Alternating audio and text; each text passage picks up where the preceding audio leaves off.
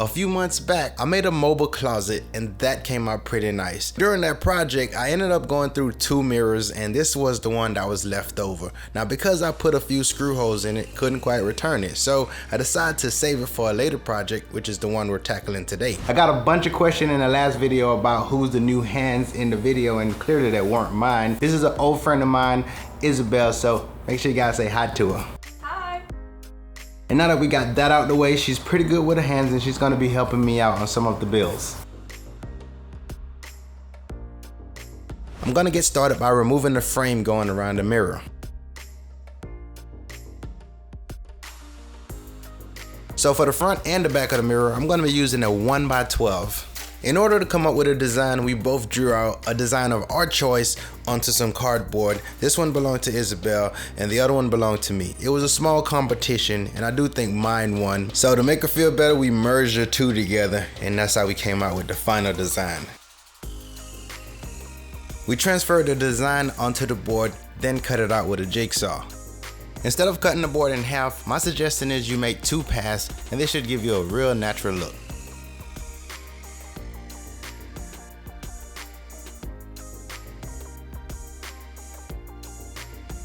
If you cut just outside the line, you can then come back with a jigsaw and inch up to that line, or you can use a sander to smooth it down to that line and give it more of a natural look. Next, you gotta decide on how much of the mirror you wanna expose. We set it on 16-inch wide, and then wherever the mirrors sit, this is where we're gonna mark and route out. Now, if you don't wanna use the router, you can use a piece of wood that is the same thickness of the mirror. This might beef up your frame a little, but you won't have to route.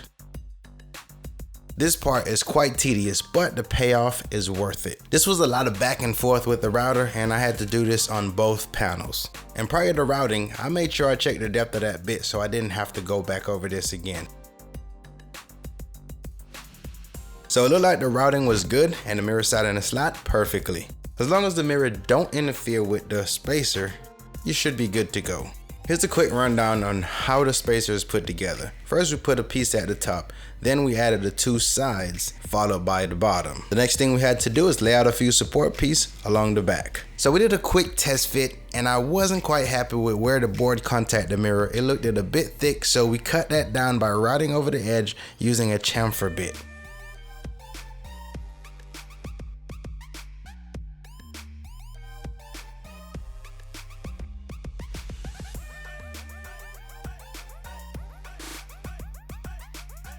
The routed section, it looked pretty good, but my thought was it looked too uniform, so we sanded it down using a sander and rounded over the ends.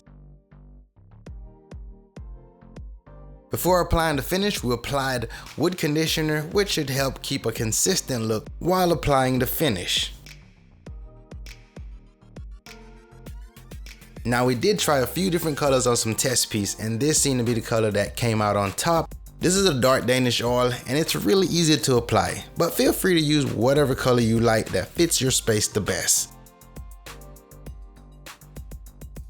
To attach the mirror, we use Mastic, but liquid nail works just as well. I've had this tube for quite some time and the tip got clogged up, so I just had to cut it open to finish this project.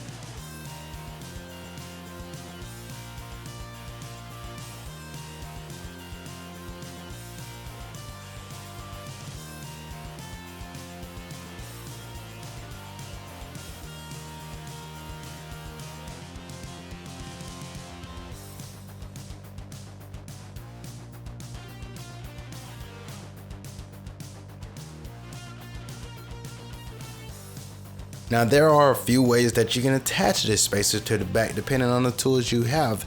You can use wood glue, you can use a nail gun, or you can use screws. Just make sure that the screws and the nails clear the mirror.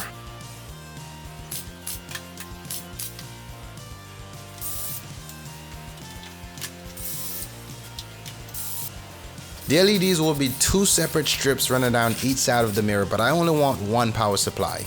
So I need to drill a hole in the spacer so I can get both LED strips in the same location. The length of the mirror is about 48 inches long. The housing I have is only around 39 inches. So I'm going to have to cut down some of the LED channels to extend the ones I already have. Now take a file and round over the edge profile so that nothing sharp touches the wire. When I purchased these channels, they came with clips. Unfortunately, those won't work in this situation because it requires a wider gap. So you can use screws to install these tracks, or you can use double-sided tape.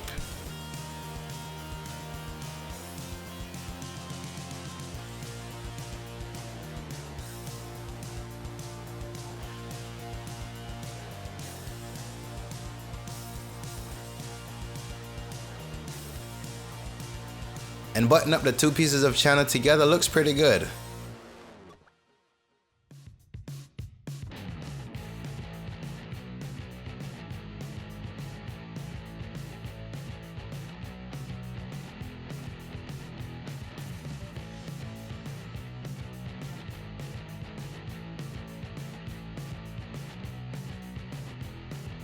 I installed the strips by running it down the entire length of the side. While I got to the end, I put a loop in it, then returned it through the hole while trying not to put a crease in it. And finally, just snap on the LED cover. The short end of the cover is on the opposite end of the short end of the channel. So when I put on the longer piece of the cover, that should lock it all together. I only have one end with the DC power jack, so I'm going to cut that off so I can expose the 2-conductor wire. And right now I have 3 wires to connect. This strip is a single color LED strip, but if you prefer to have different colors, totally go with those. You could just store your controller in the back side of the mirror. And with this circuit being so simple, I just simply twist all the red wires together and all the black wires together, put a little bit of solder on it, then I use some heat shrink to cover the connection. Now both strips are now tied into one DC power jack.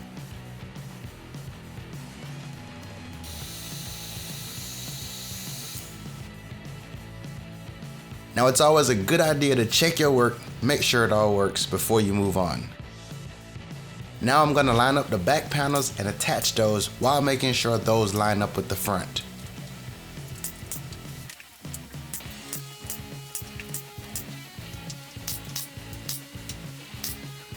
Now as this project takes shape, there is one thing that's bothering me, and that's the top of the mirror, just looking at the exposed end grain.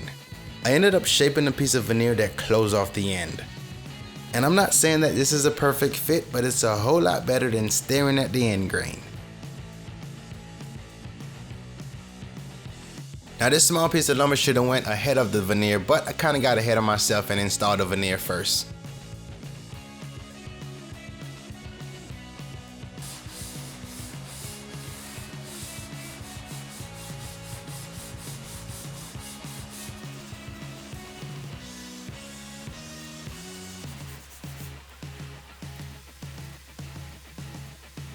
And although these pieces of lumber don't have the same grain pattern, it does take the distraction away from the exposed end.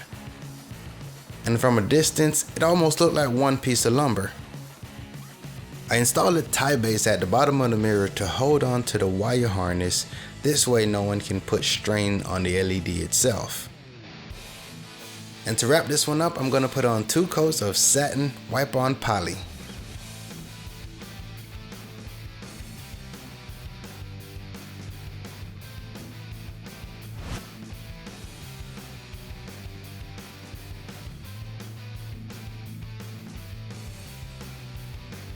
As a way to control the mirror, I'm going to be using a smart outlet. I've used these in the previous build and I love how simple it is, so definitely something worth checking out. I'll link those down in the description. If you don't want to use the smart features, you can turn it on and off by pressing this button. Anything in your home that's 120 volts can be plugged into this. And you can use your smartphone or any other devices that can control this over Wi-Fi. So what's really cool about it is you can hit the microphone and tell it to turn off the mirror. Turn on the mirror. So not only can you use it as a mirror, but you can also use it as a lamp. And there you have it, the faux live edge that give a look of a high-end mirror.